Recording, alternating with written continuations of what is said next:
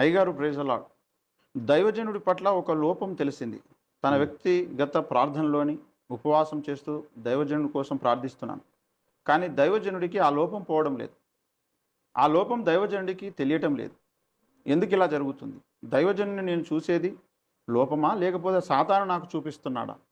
ఇలాగ నాలాగా ఆలోచించే ప్రతి క్రైస్తవుడికి ఆ లోపం దైవజనుడికి చెప్తే, నువ్వు చెప్పుతోనే నాకు చెప్పేటంత చెప్పేవాడి అంతటి వాడవా అని అంటారేమో అని చెప్పటం లేదు. ఏమో నా లోపం ఏమైనా ఉంటే చెప్పండి, చెప్తే నాకు చెప్పేవాడవు అని అంటారు. అందుకే ప్రార్థనలో పెడుతున్నాను. ఇలాంటి సమయంలో విశ్వాసులకి దేవుడు ఏం చెప్తున్నాడు? సేవకులకు ఏం చెప్తున్నాడు? మీ ద్వారా ఈ సమాధానం తెలుసుకోవాలనుకుంటున్నాను. అయ్యగారు, ఒమేగా స్వరం బోధకులు జోలికి ఎందుకు వెళ్ళుట అనేది నేను చదివాను. ఇలా ప్రశ్న అడగడం కూడా తప్పేనా అయ్యగారు? ఏం కాదు కానీ హ్మ్. ఆయన ఉన్న సహవాసంలో ఉన్నటువంటి సంఘ నాయకుడు సంఘ కాపరి విషయంలో ప్రార్థిస్తుంటే ఒక లోపం కనుగొన్నాడట. హ్మ్. అది చెప్దామంటే నాకు చెప్పేంతటోడువా నువ్వు హ్మ్. అని ఆయన మండిపడతాడేమోనని ఒక భయం ఉన్నది. హ్మ్.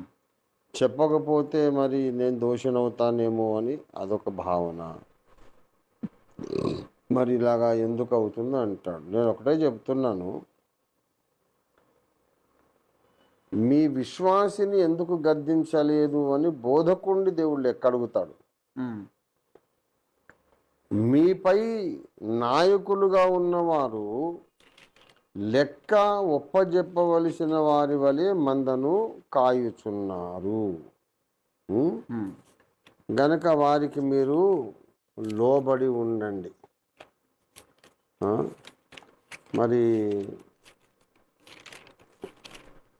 మీ పైన నాయకులుగా ఉన్నవారు ఎవరైతే ఉన్నారో వారి మాట విని హెబ్రీ 13:17 మీ పైన నాయకులుగా ఉన్నవారు లెక్క ఒప్పచెప్పవలసిన వారి వలె మీ ఆత్మలను కాయుచున్నారు. వారు దుఃఖముతో ఆ పని చేసిన యెడల మీకు నిష్ప్రయోజనం. గనుక దుఃఖముతో కాక ఆనందముతో చేయునట్లు వారి మాట విని వారికి లోబడి ఉండుడి. మీ పైన నాయకులుగా ఉన్నవారు మిమ్మల్ని గూర్చి లెక్క ఒప్పజెప్పాలి. హ్మ్. కానీ విశ్వాసులారా మీ నాయకులను గూర్చి మీరు లెక్క ఒప్పజెప్పాలి అని లేదు బైబిల్. హ్మ్. హ్మ్. దేవుడు ఎప్పటికైనా నన్ను లెక్క అడుగుతాడు. నీకు అప్పగించిన మందను నీవెందుకు పట్టించుకోలేదు? హ్మ్. వాళ్ళు ప్రార్థన చేయకపోతే, శరీర కార్యాల్లో జీవిస్తూ ఉంటే, రహస్య పాపాలు చేస్తూ ఉంటే, నియామక కూటాలకు రాకుండా ఎగ్గొడుతూ ఉంటే, ఈర్ష్యా ద్వేషాల్లో బ్రతుకుతూ ఉంటే, ఏకాంత ప్రార్థన లేకుండా ఉంటే నువ్వెందుకు అడగలేదు, ఎందుకు హెచ్చరించలేదు, హ్మ్. కాపరిగా నువ్వేం చేసావురా అని నన్ను ఆయన అడుగుతాడు. హ్మ్. కానీ విశ్వాసులను తీసుకొచ్చి, అరే విశ్వాసి మీ పాస్టర్ ప్రార్థన చేయలేదు నువ్వెందుకు పట్టించుకోలేదని వీడిని అడగడు. హ్మ్. అది ఎక్కడా లేదు. అందుచేత మీరు ఒకవేళ ఏదైనా విషయంలో మీరు లోపము కలిగి ఉంటే మిమ్మల్ని అడగాల్సిన బాధ్యత పాస్టర్ గారికి ఉంది. హ్మ్.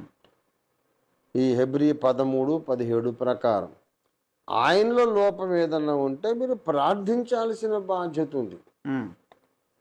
ఒకవేళ ఆయనకు మీకు అంత చనువు, అంత స్నేహధర్మము, స్నేహ బాంధవ్యం, చాలా అన్నదమ్ములాగా ఫ్రెండ్స్ లాగా ఉంటారు. కొంతమంది పాస్టర్స్ బిలీవర్లు చాలా క్లోజ్గా ఉంటారు. అలాంటి చనువు ఉంటే మీరు, అన్నయ్య నీ గురించి నాకు ఇట్లా కళ దర్శనం వచ్చింది అన్నయ్య, మరి ఏమనుకోబాకు, నేను నీ దృష్టికి తెస్తున్నా, ప్రార్థన చేయన్నయ్య నువ్వు కూడా అని చెప్పగలిగిన చనువు ఉంటే చెప్పండి. హ్మ్.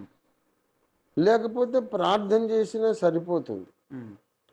కానీ మీరెందుకు చెప్పలేదు మీ పాస్టర్ కానీ మిమ్మల్ని దేవుడు అడగడు. హ్మ్. అడిగినా మీరు జవాబు ఇవ్వచ్చు. హ్మ్. విశ్వాసులారా మీ పాస్టర్ల ప్రవర్తనను మీరు ఎందుకు కనిపెట్టి ఉండలేదని హ్మ్.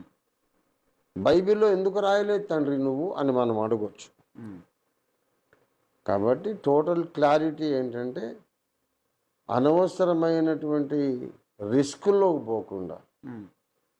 ఆ పాస్టర్ గారికి మీకు అంత చనువు, ప్రేమ, అంత క్లోజ్ కాంటాక్ట్ ఉంటే మీరు ప్రేమపూర్వకంగా ఆయన దృష్టికి తండి.